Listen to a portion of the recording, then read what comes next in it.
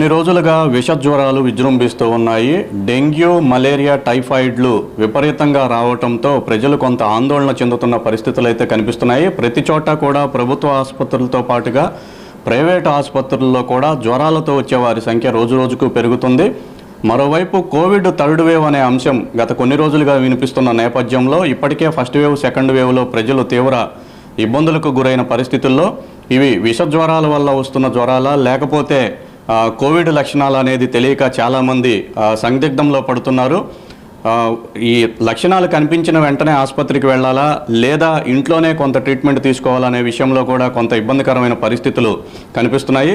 దీనికి సంబంధించి మనతో మాట్లాడేందుకు కేజీహెచ్ మాజీ సూపరింటెండెంట్ డాక్టర్ అర్జున్ గారు మనతో ఉన్నారు. ఆయన అడిగి మరిన్ని వివరాలను తెలుసుకునే ప్రయత్నం చేద్దాం.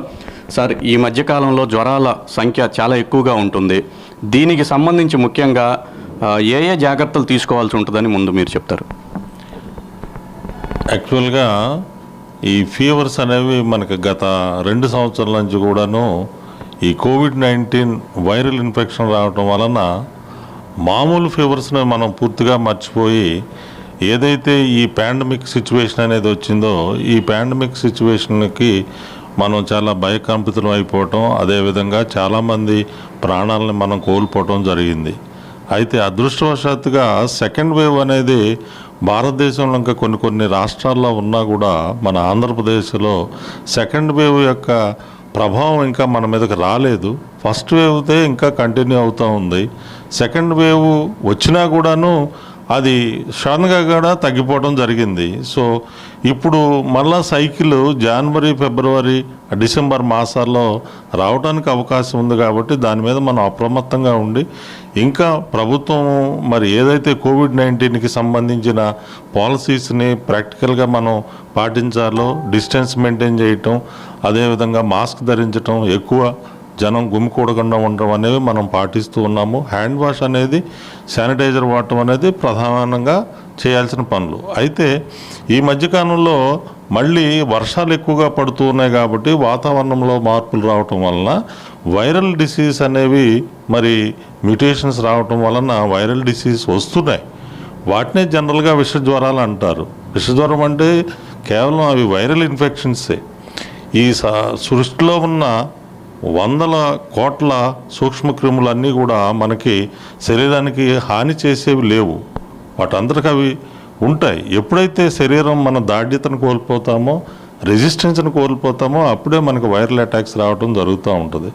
కాబట్టి ఈ విష జ్వరాలు అనేవి మిక్స్డ్గా కూడా వస్తూ ఉంటాయి. ఒక్కోసారి malaria, typhoid, viral infection, dengue కూడాను, ఇవన్నీ కూడాను ఎప్పుడైతే మనిషి వీక్నెస్ అయిపోతాడో అప్పుడు ఇవన్నీ అటాక్ చేయడానికి అవకాశం ఉంటుంది. కాబట్టి మరి ప్రజలు అప్రమత్తంగా ఉండాలి.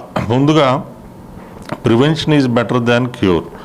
మరి ఆరోగ్య భద్రతగా మనం ముందుగా ఉండి మన పరిసరాలను పరిశుభ్రంగా ఉంచుకుంటూ మంచి పౌష్టికరమైన ఆహారాన్ని తీసుకుంటూ మంచి మరి వెజిటేరియన్ ఫుడ్ తీసుకుంటూ అదేవిధంగా మనం పాటించాల్సిన శుభ్రమైన ఏవైతే విషయాలు ఉంటాయో ఇంట్లో అవన్నీ కూడాను మనం పాటిస్తూ ఉంటే తప్పకుండా ఈ వైరల్ ఇన్ఫెక్షన్స్ కూడాను రాకుండా ఉండడానికి అవకాశం ఉంటుంది. అయితే ఫీవర్ వచ్చినప్పుడు మనం ప్రధానంగా ఇప్పుడు కోవిడ్-19ని మనం బేర్ చేస్తున్నాం. కాబట్టి ఈ కోవిడ్-19కి సంబంధించిన ఇన్ఫెక్షన్స్ జనరల్గా వచ్చినప్పుడు కోల్డ్, కాఫ్, వాయిస్ చేంజ్ రావటం, బాడీ పెయిన్స్ రావటం, ఫీవర్ రావటం జరుగుతుంది. ఇవన్నీ ప్రతి వైరల్ ఇన్ఫెక్షన్స్కి వస్తాయి.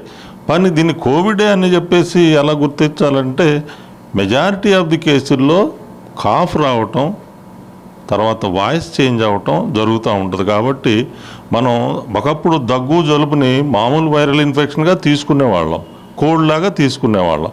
అది 4-5 రోజులకు తగ్గిపోతుంది. కానీ ఇప్పుడు ఈ కోవిడ్ ఇన్ఫెక్షన్ అనేది ఏంటంటే మినిమం వితిన్ 1 వీక్ టు 15 డేస్లో తగ్గకపోతే, ఫీవర్ తగ్గకపోతే దాన్ని కోవిడ్గా సస్పెక్ట్ చేసి మనం ఆర్టీపీసీఆర్ టెస్ట్లు అదేవిధంగా అదర్ టెస్ట్లు కూడా చేయించుకుంటూ ఉన్నాం. సో ఎర్లీ స్టేజ్లో ఒక 4-5 రోజుల్లో ఫీవర్ తగ్గకుండా, బాడీ పెయిన్స్ తగ్గకుండా, హెడేక్ తగ్గకుండా ఉంటే దాన్ని మనం డెంగీ ఫీవర్గా కానీ లేకపోతే కోవిడ్ సస్పెక్ట్ చేయటమే చేయాలి. అంతేగాని భయపడిపోయి చిన్నదానికి పెద్దదానికి కూడాను హాస్పిటల్లోకి వెళ్ళి లేదంటే డాక్టర్ సలహా లేకుండా నువ్వు బయట టెస్టులు చేయించేసుకొని అదేదో పాజిటివ్ అని వాళ్ళు చెప్పడం వల్ల మనం భయపడటం అలాంటివి చేయకూడదు. సో భయం అనేది ముందు ప్రజల్లో లేకుండా, అదేవిధంగా తల్లిదండ్రులు కూడాను పిల్లల పట్ల జాగ్రత్తలు ఎక్కువ తీసుకుంటారు కాబట్టి ఎర్లీ స్టేజ్లో భయపడిన అవసరం లేదు. ఒక 3 days 4 days పారాసెటమాల్ ట్యాబ్లెట్ వాడితే డెఫినెట్గా ఫీవర్ రెస్పాన్స్ ఉంటుంది. ఫీవర్ రెస్పాన్స్ 4-5 రోజుల్లో లేనప్పుడు, లేదంటే పేషెంట్కి కొంచెం ఇబ్బందికరంగా ఉండి సిక్ అయిపోయి హాస్పిటలైజేషన్ అవ్వాల్సిన అవసరం రావటం, పిల్లలు స్కూల్కి వెళ్ళటం అలా ఉండకుండా ఉండటం, లేకపోతే ఫీడ్స్ రిఫ్యూజ్ చేయటం, వామిటింగ్స్ కానీ అదర్ సిమ్టమ్స్ ఏమైనా ఉంటే తప్పకుండా డాక్టర్ని కన్సల్ట్ చేసి తగిన టెస్టులు చేసుకుని దాన్ని బట్టి మనం నిర్ణయం తీసుకోవచ్చు. సార్, ఈ డెంగీకి సంబంధించి ఎక్కువ కేసులు ఉన్నాయి సార్ ఇప్పుడు, అలాగే మలేరియాకి సంబంధించి కానీ టైఫాయిడ్ కూడా ఉన్నాయి. అంటే ఈ మూడిటికి సంబంధించి గుర్తించడానికి ఏమన్నా పారామీటర్స్ ఉన్నాయా, లేకపోతే బ్లడ్ టెస్ట్ చేసిన తర్వాతనే ఇది ఏ ఫీవరు అని సెగ్రిగేట్ చేయడానికి అవకాశం ఉంటుంది? ఎలాగా? జనరల్గా ఏంటంటే ఈ టైఫాయిడ్ ఫీవర్ అనేది 3 weeks ఫీవర్. ఇది ఫస్ట్ వీక్లో టైఫాయిడ్ జ్వరంకి సంబంధించిన టెస్ట్లు ఏం చేసినా కూడా పాజిటివ్ రావు. ఎందుకంటే బాడీ డిఫెన్స్ మెకానిజం పనిచేయటం వలన స్లోగా యాంటీబాడీస్ అనేవి వస్తాయి. కాబట్టి టైఫాయిడ్ ఫీవర్కి సంబంధించి ఏంటంటే ఫీవరు మోర్ దాన్ 102, 103, 104 ఉండదు. 100 కన్నా తక్కువ ఉంటుంది. మార్నింగ్ ఈవినింగ్ డిఫరెంట్గా ఉంటుంది ఈ ఫీవర్. దీన్ని అండులెంట్ ఫీవర్ అని కూడా అంటారు. సో ఈ ఫీవర్ వల్ల ఏంటంటే మెలైస్ ఎక్కువగా ఉంటుంది, సిక్నెస్ చాలా ఎక్కువగా ఉంటుంది, ఏమి తినాలనిపించదు. ఇంటెస్టైన్స్ కూడాను ఫీవర్ వల్ల ఎఫెక్ట్ అవుతాయి, గాల్ బ్లాడర్ కూడా ఎఫెక్ట్ అవుతుంది.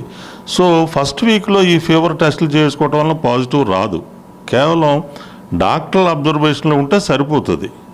సెకండ్ వీక్లో టైఫాయిడ్ టెస్ట్ అని చెప్పేసి ఆ టెస్ట్ పాజిటివ్ వస్తుంది. సో దానిలో కూడాను టైటర్స్ ఉంటాయి. బాగా ఎక్కువ డైల్యూషన్లో టైటర్స్ పాజిటివ్ వస్తే అది స్ట్రాంగ్ పాజిటివ్ టైఫాయిడ్ ఫీవర్ అంటాం. సో డెఫినెట్గా దానికి యాంటీబయాటిక్ ఇవ్వటం, కొంచెం ఫుడ్ కంట్రోల్ చేయటం, డాక్టర్ పర్యవేక్షణలో ఉంటే అది సెకండ్ వీక్ కానీ థర్డ్ వీక్ కానీ పూర్తిగా తగ్గిపోద్ది. అది టైఫాయిడ్కి సంబంధించింది.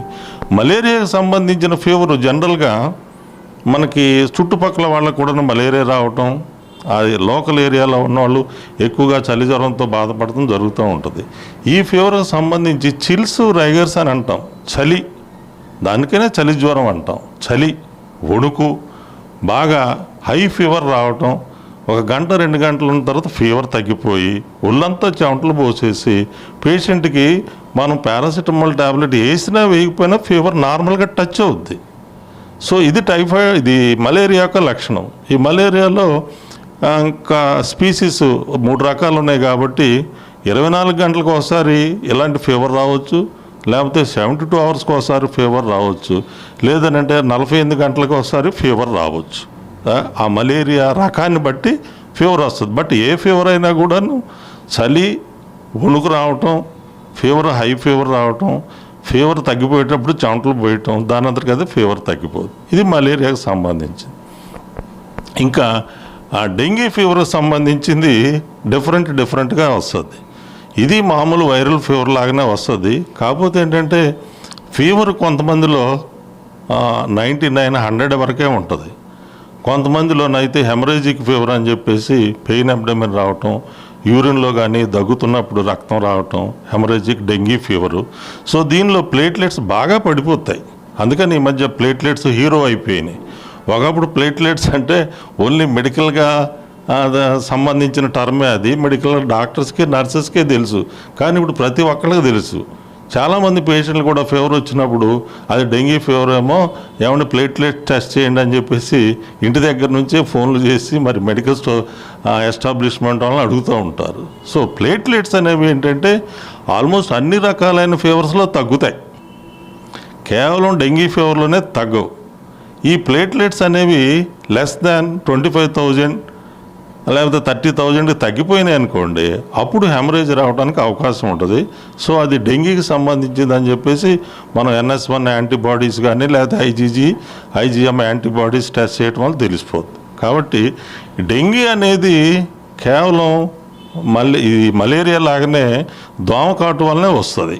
కాబట్టి దోమలు రాకుండా చుట్టుపక్కల ఎక్కువగా వాటర్ స్టాగ్నెంట్ అవ్వకుండా చూసుకుంటే తప్పకుండా డెంగీని కూడా మనం అరికట్టుకోవచ్చు.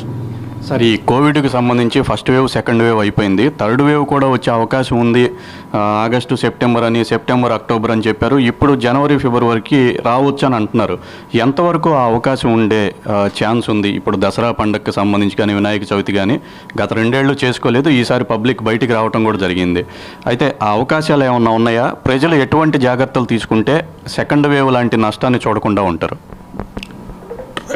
ట్రెండ్ చూస్తే సైకిల్ ప్రకారం, అంటే సైంటిస్టులు అబ్జర్వ్ చేసిన దాని ప్రకారం, సైకిల్ ప్రకారం ఈ మ్యుటేషన్ అనేది వైరస్లో రావటం మూలాన జనవరి, ఫిబ్రవరి నెలలో మనకి వచ్చింది కాబట్టి 2020లో, 21లో కూడాను అలానే వచ్చింది, 22లో కూడా రావడానికి అవకాశం ఉంటుందని చెప్పి ప్రిడిక్ట్ చేస్తున్నారు. అయితే ఇది యూనివర్సల్గా అన్ని దేశాల్లోనూ, అన్ని రాష్ట్రాల్లోనూ కూడా రావట్లేదు. ఫర్ ఎగ్జాంపుల్ మనకి కేరళ రాష్ట్రంలో వచ్చింది స్టార్టింగ్లో, కానీ పూర్తిగా వాళ్ళు దాన్ని అరికట్టగలిగారు చిన్న రాష్ట్రం అవ్వటం వలన. తర్వాత మన ఆంధ్రప్రదేశ్, అదేవిధంగా తెలంగాణ రాష్ట్రాల్లో యావరేజ్గా లెస్ దాన్ 1% పాజిటివిటీ వచ్చినా కూడాను మరి ఆ రాష్ట్రంలో ఎక్కువగా రావటం, అదేవిధంగా మరి మహారాష్ట్రలో కూడాను ఎక్కువ ఫీవర్స్ రావటం, డెత్స్ చూడటం జరుగుతుంది. కాబట్టి ఏది ఏమైనా కూడా మనం ప్రిడిక్షన్ బట్టి, సైంటిఫిక్ ఎవాల్యుయేషన్ బట్టి మరి ఓవర్ క్రౌడింగ్ లేకుండాను ఈ పండగ సీజన్లో మరి జాగ్రత్తలు తీసుకుంటే తప్పకుండా మనం థర్డ్ వేవ్ కూడాను మనం కంటైన్ చేయొచ్చు. సార్, ఇంకోటి, కోవిడ్కి సంబంధించి ఫస్ట్, సెకండ్ డోసులు వ్యాక్సిన్లు తీసుకున్న వాళ్ళు వీళ్ళలో కొంతమంది, అంటే ఏళ్ల మీద లెక్క పెట్టేంతమంది చనిపోయినట్లుగా కూడా కొన్ని రిపోర్ట్స్ వస్తున్నాయి. ప్రస్తుతం ఒకవేళ థర్డ్ వేవ్ వస్తే అట్లా డేంజర్ ఏమన్నా అవకాశం ఉంటుందా? ప్రాణాపాయం, లేదా ప్రాణాపాయం నుంచి తప్పుకోవచ్చా ఈ 2 వ్యాక్సినేషన్లు అయిపోయిన తర్వాత? ఇప్పుడు వ్యాక్సినేషన్కి సంబంధించండి 2 వ్యాక్సినేషన్స్ సరిపోతుందని చెప్పేసి ముందు అనుకోవడం జరిగింది. కానీ ఎప్పుడైతే పాండమిక్ని మనం ఓవరాల్గా కంట్రోల్ చేయలేకపోయామో, ఈ బాడీ రెసిస్టెన్స్ కూడాను మోర్ దాన్ 3 to 6 months కన్నాను ఎక్కువగా ఈ ఉండలేదు యాంటీబాడీస్. కాబట్టి థర్డ్ వేవ్ వచ్చినప్పుడు మనం దీన్ని కంటైన్ చేయాలని అంటే డెఫినెట్గా మళ్ళీ బూస్టర్ డోస్ కూడా తీసుకోవచ్చు అని చెప్పేసి మనకి ఇండియన్ మెడికల్ కౌన్సిల్ వాళ్ళు, ICMR వాళ్ళు, అదేవిధంగా వరల్డ్ హెల్త్ ఆర్గనైజేషన్ వాళ్ళు కూడా చెప్పడం జరిగింది. కాబట్టి ఇప్పుడు థర్డ్ వేవ్ని మనం కంటైన్ చేయాలంటే బూస్టర్ డోస్ కూడా తీసుకోవాల్సిన అవసరాలు ఉన్నాయి. అయితే ఇప్పుడు ఫస్ట్ వేవ్లోనూ, సెకండ్ వేవ్లోనూ సర్వైవ్ అయినా వాళ్ళు ఇప్పుడు థర్డ్ వేవ్ వస్తే ఒకవేళ వీళ్ళకి ఏమన్నా ప్రాబ్లమ్స్ ఉంటాయంటే ఏజ్ని బట్టి, ఎస్పెషల్గా మరి ఓల్డ్ ఏజ్ పీపుల్ కానీ, అదేవిధంగా డయాబెటీస్, హైపర్ టెన్షను, ఇంకా అదర్ క్యాన్సర్తో సంబంధించే వాళ్ళకి ఒకవేళ థర్డ్ వేవ్లో అటాక్ వస్తే తప్పకుండాను మార్బిడిటీ, మార్టాలిటీ ఎక్కువగా ఉండడానికి అవకాశాలు ఉన్నాయి. సార్, ఈ యాంటీబాడీస్ డెవలప్ అయితే బాడీలో ఎన్ని రోజుల పాటు దాని ప్రభావం ఉంటుంది? రెగ్యులర్గా యాంటీబాడీస్ డెవలప్ చేసుకోవాలని ఈ మధ్య చాలామంది దాని గురించి మాట్లాడుకుంటూ ఉన్నారు. అట్లా చేసుకోవచ్చా? దానికి సంబంధించి ఏమన్నా మెడికల్గా ఏమన్నా ట్యాబ్లెట్స్ కానీ, ఇంజక్షన్లు అలాంటివి ఏమైనా ఉన్నాయా? అంత అవసరం ఉంటుందా? అది జనరల్గా అవసరం ఏమి ఉండదండి. ఎప్పుడైతే మనకి పాండమిక్ అనేది కంట్రోల్ అయిపోతుందో ఆ తర్వాత దాన్ని ఇంక్రిమెంటల్గా, పీరియాడికల్గా మనం దానికి సంబంధించిన యాంటీబాడీస్ని మనం టైట్రేట్ చేసుకోవాల్సిన అవసరం లేదు. శరీరం ప్రతి ఇన్ఫెక్షన్కి సంబంధించింది కూడాను మెమరీగా తీసుకుంటుంది. మెమరీ సెల్స్ అని ఉంటాయి బాడీలో. ఈ మెమరీ సెల్స్ ఆ ఇన్ఫెక్షన్కి సంబంధించిన క్రిమి మనలోకి వచ్చినప్పుడు తప్పకుండా అవి డిఫెన్స్ మెకానిజంలో ఒక పార్ట్ కాబట్టి అవి టేక్ కేర్ తీసుకుంటాయి. దీనిలో ఏంటంటే ఇమ్యూనిటీ 2 రకాలు. ఒకటి సెల్ మీడియేటెడ్ ఇమ్యూనిటీ, రెండోది ఏమో హార్మోనల్ ఇమ్యూనిటీ అన్నమాట. ఇప్పుడు మనం చేసుకునే వ్యాక్సినేషన్ వల్ల హార్మోనల్ ఇమ్యూనిటీ మనకు పెరుగుతుంది. దాన్ని హ్యూమరల్ ఇమ్యూనిటీ అంటారు. కానీ న్యాచురల్ ఇమ్యూనిటీ ఏంటంటే ఈ సెల్ మీడియేటెడ్ ఇమ్యూనిటీ అన్నమాట. ఆ మెమరీ సెల్స్ అనేవి ఏవైతే ఉన్నాయో అవి పటిష్టంగా ఉండి శరీరం దాఢ్యంగా ఉంటే తప్పకుండా మనం పీరియాడికల్గా ఈ హార్మోన్కి సంబంధించిన IgG, IgM యాంటీబాడీస్ని మనం డెవలప్ చేసుకొని ఉంచుకోని అవసరం లేదు. ఇది వైరల్ ఫీవర్స్ అనేవి సహజ సిద్ధంగా వచ్చేవేనని, వీటి గురించి ఎక్కువగా ఆందోళన చెందాల్సిన అవసరం లేదని, అలాగని అజాగ్రత్తగా కూడా ఉండకూడదని కూడా డాక్టర్ గారు చెప్తున్నారు. ప్రధానంగా ఈ జ్వరాలు వచ్చిన సమయంలో డాక్టర్ పర్యవేక్షణలో ట్రీట్మెంట్ తీసుకుంటే మంచిదని, సొంత వైద్యం మానుకోవాలని అనవసరమైన ఆందోళనలు వదిలేస్తే ఈ వైరల్ ఫీవర్స్ నుంచి సులభంగా బయటపడవచ్చునని, ముఖ్యంగా ఇంటి పరిసర ప్రాంతాలను పరిశుభ్రంగా ఉంచుకోవటం వల్ల ఈ జ్వరాల నుంచి దూరంగా ఉండవచ్చునని, రోగం వచ్చిన దానికంటే కూడా రాకుండా చూసుకోవటమే ఎంతో మేలని డాక్టర్ గారు చెప్తున్నారు.